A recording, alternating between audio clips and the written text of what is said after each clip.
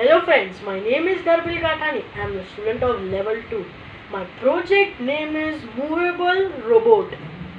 The features of robot is, in this pandemic, the robot gives the customer or visitor the sanitize first, then enter to the office or anything else.